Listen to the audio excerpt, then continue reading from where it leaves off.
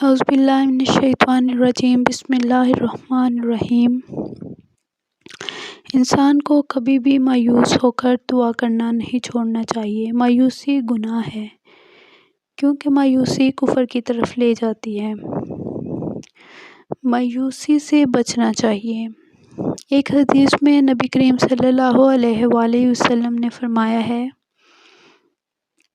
کہ بندے کی دعا اس وقت تک قبول ہوتی رہتی ہے جب تک کہ وہ کسی گناہ یا قطع رحمی کی دعا نہ کرے اور جلد بازی نہ کرے۔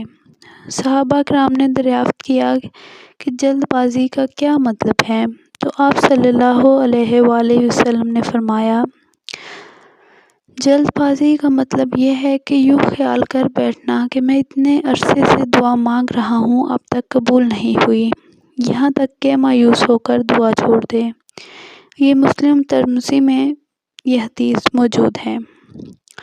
ایک اور حدیث میں رسول اکرم صلی اللہ علیہ وآلہ وسلم نے فرمایا کہ اللہ تعالیٰ سے جب دعا مانگو تو اس حالت میں مانگو کہ تمہیں اس دعا کے قبول ہونے میں کوئی شک نہ ہو۔ تو جب بھی آپ نے اللہ تعالیٰ سے دعا کے لیے ہاتھ اٹھانے ہیں، آپ نے یہی یقین رکھنا ہے کہ آپ کی دعا لازمی قبول ہوگی۔ بے شک اللہ تعالیٰ سمیع العلیم ہے۔ اگر دعا قبول ہونے میں دیری بھی ہو رہی ہو تو آپ نے مایوس نہیں ہونا، کیونکہ مایوسی گناہ ہے۔ مایوسی کفر کی طرف لے جاتی ہے۔ تو اس لیے کبھی بھی مایوس ہو کر دعا مانگنا نہ چھوڑیں، بلکہ ہمیشہ دعا مانگتے رہیں۔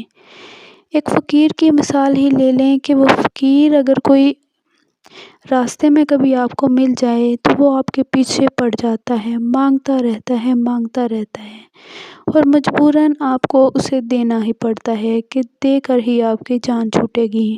لیکن دیکھیں، فقیر آپ کو جانتا بھی نہیں ہے لیکن وہ آپ سے مانگتا رہتا ہے۔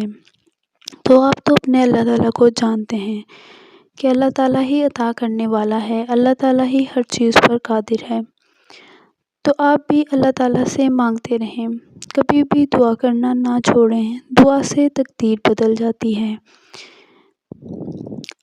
تو ہمیشہ اللہ تعالیٰ سے اچھی دعائیں کرتے رہیں۔ امید ہے میری آج کی کاوش آپ کو پسند آئی ہوگی۔ میری ویڈیو کو ضرور لائک کر کے چینل سبسکرائب کیجیے۔ جزاک اللہ۔